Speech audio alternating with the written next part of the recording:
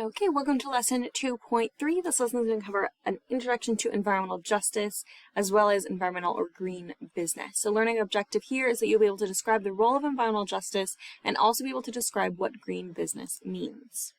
So environmental justice. In 1998, the Environmental Protection Agency, aka the EPA, defined environmental justice as fair treatment, which meant that no group of people, including racial, ethnic, or socioeconomic groups, should bear a disproportionate share of the negative environmental consequences resulting from industrial, municipal, and commercial operations, or the execution of federal, state, local, and tribal programs and policies.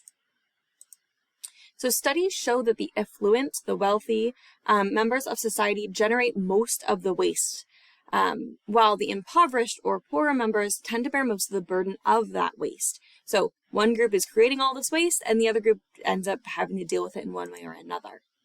So environmental justice encompasses a wide range of issues, including where to place hazardous polluting facilities, transportation, safe housing, lead poisoning and water quality, access to recreation, exposure to noise pollution, access to environmental information, hazardous waste cleanup, exposure to natural disasters like Hurricane Katrina.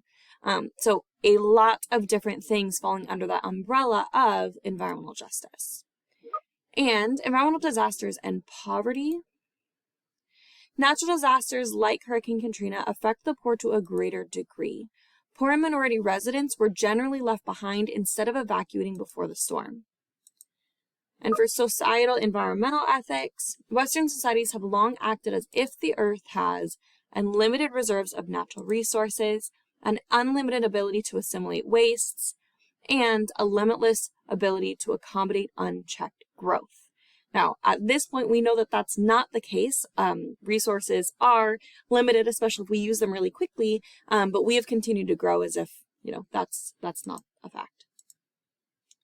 And until the last quarter of the 20th century, economic growth and resource exploitation were the main focus over natural environment in industrialized societies. So our biggest focus was let's grow, develop, build more buildings, support more people, which that support is good. We all need houses, but we were doing it with no real consideration of all that took resources that we were very quickly consuming in a way that wasn't sustainable and we weren't able to quickly bounce back from.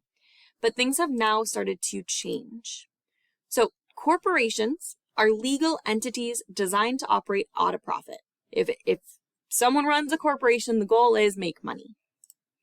And although a corporation's primary purpose is to generate a financial return for its shareholders, making money, this does not mean that a corporation has no ethical obligation to the public or the environment. That goal to make money is not more important than public well-being and the environment being able to live through that. So corporations as well as people produce a lot of waste and pollution, and the cost of controlling waste can be very important in determining a company's profit margin. If they produce a lot of waste, they're going to have to somehow pay to dispose of it. And ethics are involved when a corporation cuts corners in production quality or waste disposal to maximize profit without regard for public or environmental well-being. If they choose to dump something the cheap way where it's not getting processed properly, that is in some way going to affect the public and or the environmental well-being of wherever they are dumping. So is there a corporate environmental ethic? Actions such as dumping waste in a river rather than installing a proper wastewater treatment facility or using expensive filters externalizes the costs of doing business so that public rather than the corporation pays those costs. So for that corporation, they may say this is so much cheaper than getting a proper filter or disposal center or something. Great, they're saving money. But that means that water that maybe was clean and safe to swim in, go fishing, whatever, is no longer safe, and someone, the public, is going to end up paying those costs. So for green business concepts, it makes little sense to preserve the environment if preservation causes economic collapse. Nothing in this class is going to say, this is better for the environment, so no questions asked, this is what we are doing. We will always take into consideration what is also best for the economy and society's well-being. So natural capitalism is the idea that businesses can both expand their profits, make money, and take good care of the environment all at the same time. Industrial ecology links industrial production and environmental quality. It is possible to do both.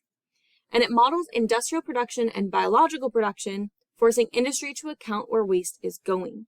So it's making sure that they're taking care of that waste properly so that the public or the environment is not paying that cost. In nature, nothing is wasted or discarded. All materials ultimately get reused. We'll talk about those cycles. Cycle of life, it happens with materials as well, not just living things.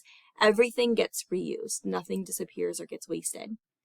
A pollutant is just a resource out of place. So maybe it was meant to be stored somewhere. We have dug it up, used it, and then dumped it somewhere else.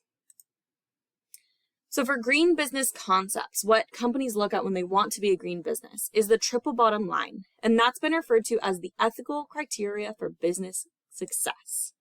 It includes social well-being, environmental well-being, and financial concerns. So we're concerned about the people, we're concerned about the planet, and it's a business. They should also be concerned about their profit.